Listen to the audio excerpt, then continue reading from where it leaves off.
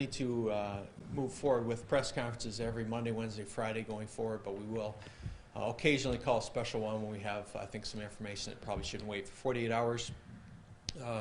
Today maybe being one of those days, so just want to recap some of, again, the events of the last 24 to 48 hours. We don't, just for clarification, we do not have a Sioux Falls City Council meeting tonight. It's Tuesday night, but that meeting is moved to tomorrow night. That was moved several months ago in anticipation of some events we were all supposed to be at tonight. So I just want to make sure everyone's clear on that, because some of the items that we'll be talking about this morning do require some action from our City Council. So as I mentioned yesterday, on Saturday, I communicated with the Governor's office. We had both phone conversations, several email conversations about a desired shelter-in-place order that I would like to see for Minnehaha and Lincoln counties. Currently in discussions with the state on that. In fact, just was on a call a half hour ago with the state on that as well. And so what's driving some of that, I want to continue that. I'm very clear on what's driving that. And we do talk a lot about data and modeling in this process, and I want to share a little bit of that and continue to be as transparent as possible with that. And so oddly enough, hat tip to the Argus leader. This is data from David Montgomery, of former Argus leader fame, that NPR put out.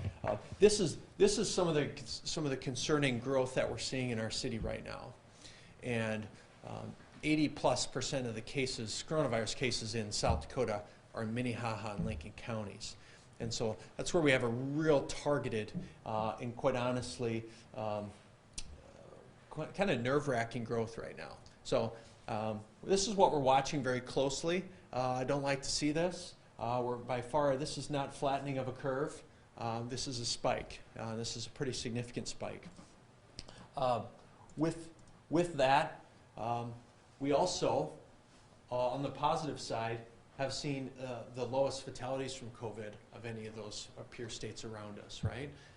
Some of that's due to the time in which the death is reported and some of the information that the state needs to compile before a death is reported. But we've been flat here with any deaths. I don't want this to lull us into a sense of security as well, or complacency.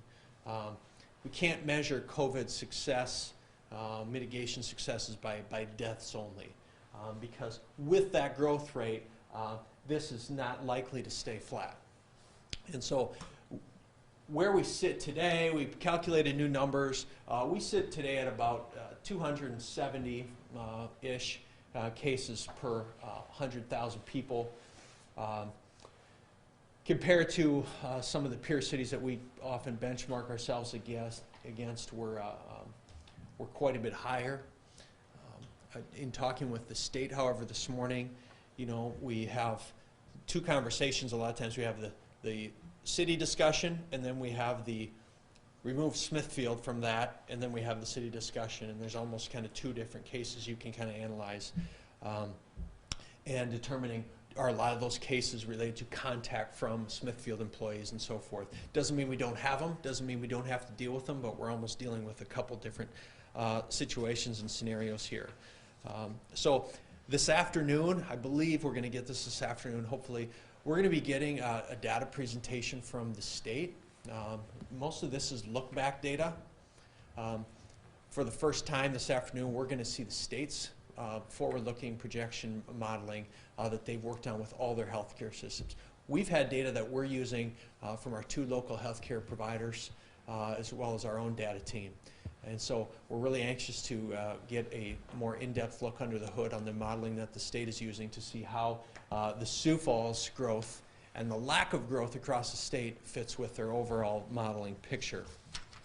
I want to say that, again, appreciate the response and the honoring of the recommendations that the state has done, abide by, you know, our governor's executive order and some of the ordinances and proclamations we put in place. I want to thank everyone for that. But we do, because we have a council meeting tomorrow, we do have to notice agenda items for the council meeting. We are going to notice a proposed shelter-in-place order for the city of Sioux Falls. But between our first reading on Wednesday night and a second reading next Tuesday, a lot can change. But in order to keep up with the cycle and pace of government, we have to provide the notice. So we're going to notice that. we're going to have a reading of that tomorrow night. I want to reinforce that I've had a lot of great conversations with the leadership at Avera Health, who also supports us taking these actions.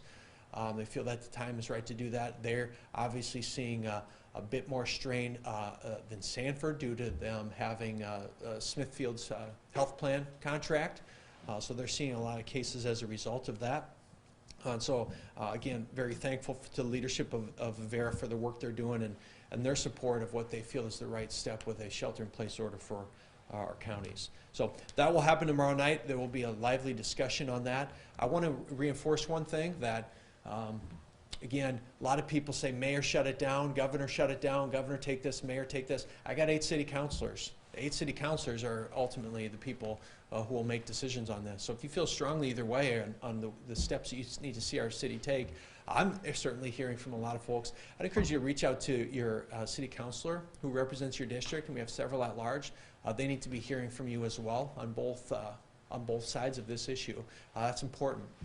And so I'm going to be putting some decisions in the hands of our council to make in the next week, barring potential action or our partnerships that we may be able to figure out with the state on what they feel the best action may be for our counties. So with that, I'm going to take any questions that you may have today on anything I presented. Just to clarify, has the governor responded to your request for the shelter in place? We're in discussions on it. You know, we're in discussion. We just had a conversation, like I said, 40 minutes ago on this. They want to present some more data to us this afternoon, which will kind of further along the conversation, I'd say so. Questions only regarding this today? Questions regarding anything? The Teamsters sent out a letter saying they're concerned with the company they represent here in Sioux Falls. How does your office handle those concerns and complaints, I guess, if you will? Teamsters for which union? Do you know? It's a logistics transportation company they're representing. Question was, the Teamsters sent out a letter for how their company's handling their response. That's why people are unionized. Those unions will work at the leadership of whatever company that is being challenged with their response. So the leadership of that company and the union leadership will have to kind of get to yes on what their concerns are and figure that out. So that's a hands-off with your office? Very hands-off. Very hands-off. No union representatives or no Teamster groups have reached out to our office with concerns other than the conversation I've had with the leadership at Smithfield and their union leadership. What's Plan B if a shelter-in-place is not approved by the City Council or the state? Plan B, if a shelter-in-place is not approved by the City Council or the state, is honestly, we probably keep on keeping on. And we continue to just reinforce and double down on the measures we've already taken. And so it's probably the only further options we really have as a municipality. Now, they're working again. I don't want to, you know, you may say, well, they're not working, Paul. We see this spike. Again, I want to talk about Smithfield and I want to talk about the city. So I feel there's a lot of people who are abiding by the rules and the ordinances and the proclamation that we put into place. So Plan B would be we just continue to stress our messaging and work harder to reinforce that messaging as much as we can. I know there's been a little bit of frustration from City Hall in regards to getting approval from the governor. Is it at least encouraging that these discussions are still ongoing? Yeah, you know what, the question was there's been frustrations with City Hall and you know, working with other governmental entities. This is a tense thing. And everybody's got a little bit different idea on how to respond. And there's no right answer. And so sometimes when I don't have all the answers, and I don't pretend to have all the answers, and sometimes I have to step back and I have to listen to people of other opinions, be like, you know what, you're right. I understand that. I see that perspective. Makes sense. And pivot. And I'm not afraid to do that. I've pivoted several times in our response so far of thinking this was right and then going this direction and going this direction. And I think that's the sign of having a good team around you. Keeps you accountable. So we have a strong relationship with Pierre, with the governor's office. We continue to work well with them. Doesn't mean we don't have tense conversations. Doesn't mean there's sometimes we question each other's decision making. But in the end, I know that their intent is the same as our intent. It's protecting the economy, protecting civil liberty, protecting public health. That three-legged stool that we're trying to balance. Well, this data that you said the state would present later, is that going to be made public? We can certainly share any of this data with you and make it public, so we'll provide it to all your stations after this briefing, sure.